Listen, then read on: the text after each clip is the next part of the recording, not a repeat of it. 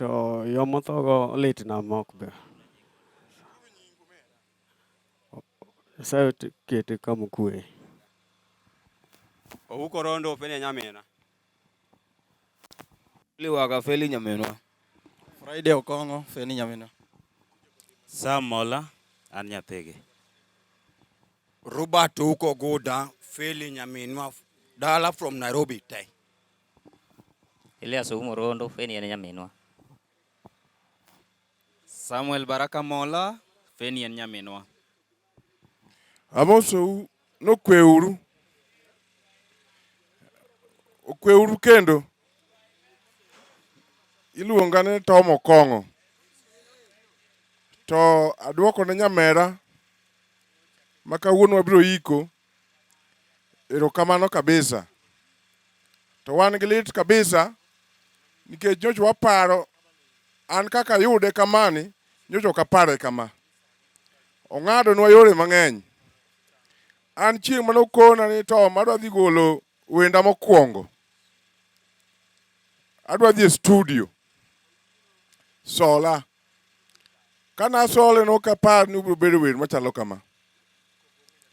Atimo mos kabisa. Nyasaye oket chunye kuma okweuru kamano. En nyamera. Zadok Okach Ngoje chieng' en nyamera. Ne kanisa maler matayo program mar burial and the pastor in charge. Oganda jo Kristo mopie. Johera mag Ruoth duto. Amoso uno kweuru. Okweuru jowadu mapolo geno. An Joseph Ogalaroka. Fenya chieng' en nyamera. Thank you. Amoso uno kweuru. Anaruso Otieno feni en nyamera. Abro kao thuolo mar moso chok no kweuru. Joka ne ate amoso uno kweuru. Feni en nyathi nera. Ma paro ni nera. Ma wuon gi ema luwo bang' mamawa. Ta wuoro gimotimore ne Feni. Nyathi nera ni nyo nyathi ma onge gi wach gi ng'ato. Kendo nyo nyathi ma mor mamuol ma onge weche mang'eny. To gima wuoro ma nyaka wachi ni Feni ne ok ochako maber kapod oa. To kane gik sama koro Nyasaye oparo Feni. To kendo koro Feni chako buogowa gi tho mane ok wapango kata ma ok wang'eyo. Mak mana ni duto te gin e chenro mag Ruoth Nyasaye. Nyasaye koyie oket chuny Feni kama ber. Erouru kamano. Amosa uno kweuru. Gi nyinga matino Yuga Budaroka jakadem. Erouru kamano. An gima nyalo wacho kuma chieng' ungane luonge ne chieng'. Chieng' ang'e mang'eny. Chieng' kapod tin ni madala na nyala to kobiro ka luongo ni moli. Koro kosetho an aonge wach. Onyamera. Nyasaye ber. Seche te. Mokwongo adwoko timo mos kuom gima osetimore ne nyako matin. An nyinga iluongo ni Siriakus Opolo. Feni ni en nyamera to be nyathina nyadiriyo. An agajora kanyo. Tiende ne wuon gi en wuod merwa mar Minasi. Kokamano erokamano uru. An nyinga Alfred Odhiambo. Feni achieng' en nyamera. Anyalo mana wacho weche ariyo kende. Ni tho achieng' ohinyowa e dalawa. Mar ariyo, Nyasaye mondo oket chuny achieng' kama ber. To ka ok wiyo wil, jowaloma joma beyo, erouru kamano. Okweuru oganda Nyasaye. An nyinga Harrison Owuonda kata Odira Makuwuonda. Awuod Michael Owuonda jakadema ageng'a.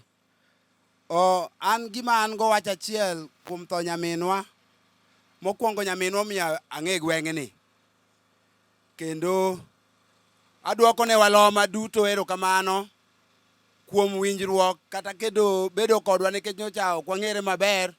To nyocha bedo ng'at mabiro ka nyaka nyocha Feni no tho. wasetudore kodgi kendo giketonwa wat mobedo wat. Aduokonu erokamano mang'eny.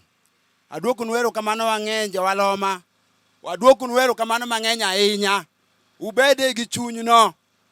Ka chieng' moro gik mar ng'ato bende uchak ukony, ayie kodu kaka joma beyo. Wayie mondo wabed kodu wat kendo wamed wat. Nyasaye mondo ogwedhu gi jogo duto kata moa Nairobi. Nyasaye ogwedhu kubro dok. Erokamano. Amoso ji duto nokwe uru. An gi nyinga an John Okong'aroka. An wach man go to pogore gi timo kata nend Feni motho. An be gi Ikani betie Awuothe Liete ni to Aseneno Nyiri Mowere gi Chuo. Kaito odhi otho tikelo. Kudwaro joma kane miyo nyiri mane miyo ji chon ka nyaruoth ocha. Jogi mano winjo minyako. Jogi nigi kido mapok aneno. An nyabiro dala ni bura. Kendo dala ni nyoro nyabiro nyoro be kendo aninde nyaka sani. To bura be nyocha sibire. Jogi nigi luor moro mapok aneno e gweng'ni. Gweng'ni nitie luor kendo anyuola nitie luor ma Nyasaye koyie. Ubede gi kido no. Kendo Nyasaye owinjo gadho wach ma unyuome nyarwa moro kendo. Mano gima ne agombe chunya kabisa. Ni nyarwa moro bede kuom joma beyo dipo kochako duogo wa e gweng'ni kata kwa biro limogi kata ka gin be gin gi chandruok mok mar nyarwa ni. Ero uru kamano jowaloma. Amoso chokruok noimore uru. Apani piny osedhi oimore. Gi nyinga en Chelis Achar. Kamoro nageng'a. Achieng' motho en nyamera. Erokamano maduoko maduong' kabisa. Aduoko ne orwa. Orwa ng'at achiel ga chieng' ng'at achiel koro gin ji ariyo emokelo tim mar Ang'ongo ni ka. Timno biro nikech achieng' nikech orwa. An dok ang'e dalani. Koro ka Nyasaye oyie, oche dala moae en dala maduong' oa nam nyaka gogo. Ei mierego te joma chal ga chieng' nitie. Moko be neno ka miel ka. Moko nomiel kodi go nyaka piny oru.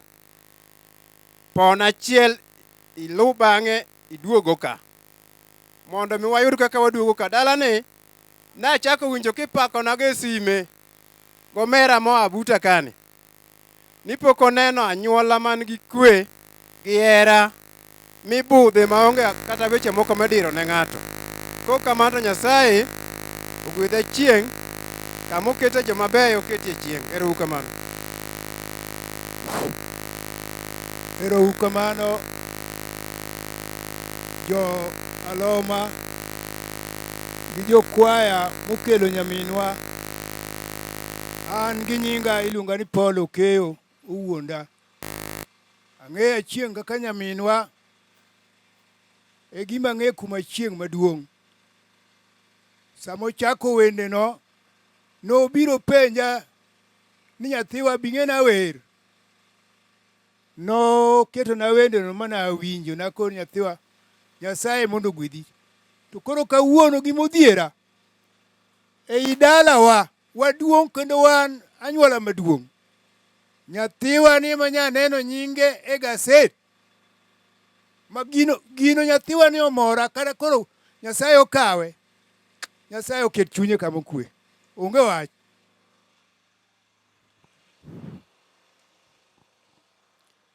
Amoso chokruok ni misauru ne kanisa matayo ik mar achieng'. Jo waloma mwabire dier dalagi. Jo kadem mowito nyargi. Akawo thuolo ni mar timo kuyo makende ne wan waduto te mawinja kuom lal mar achieng'. Gi nyinga iluonga ni Kennedy Okong'o. Anyakwar ng'ato no Opiyo Mwanda Kakumba. Opiyo Mwanda e wuon Moris monyuola chieng' to e wuon Okong'o monyuola. Nyasaye nigi chenro ne e ngima dhano. gi ratiro mare. Waseiko ji mang'eny, waduto te wang'eyo ni tho nitie. Mara chieng'ni masani, waduto te mawinjowa chenro nitie ni wabiro luwo bang'e kumodhiyeno. Omiyo wan kaka jokadem, gima wang'eyo na chieng' Nyasaye oome kindwa, mana kaka Nyasaye oseomo mamoko, mano osekalo chien kuro, to kendo waduto te waikore ni ka sawa ochopo, to wabiro dhi, ng'ato ka ng'ato gi yiene kuom Kristo. Awinjo ni nitiere mach mok rum, to gi ngima mochwere. Akwayo nu duto mawinja ngima mochwere e mbele chieng' ma Jehova ogo poro. Kamano oweya ni mondo awuo mogik, ok nikech aduongo ne jogi, to nitiere ote ma jo dala gachieng' okwaya ni mondo apasnu. Achako gi go erokamano ne weg dala ma wantiere ni, to kod ora Justus. Imiyowa venu, ikawa chieng' mi immortalize. Wagoni erokamano.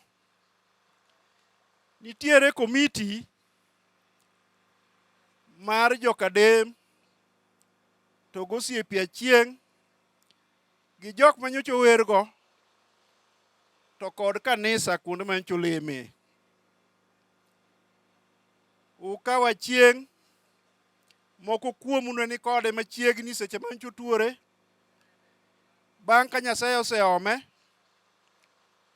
urite, mutimo chenro duto, kanyo gik nyoro, uchako wuoth, ubiro, kendo un kodwa ka. Pek mar liendni, un ema nuting'o. Jokanisa gi komiti ma Nairobi no. Anyuolana gi jothurwa gi jodalawa ogonu erokamano maduong' mapek.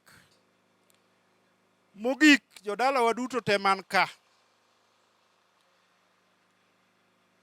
Anyuola okwaya ni mondo agonu erokamano kuom achiel ariyo adek mutimo, ma urito liel, ma kano gik ni ne wabiro iko ka, to onge bano ng'ut, ng'ikruok, kata gimoro amora marach motimore.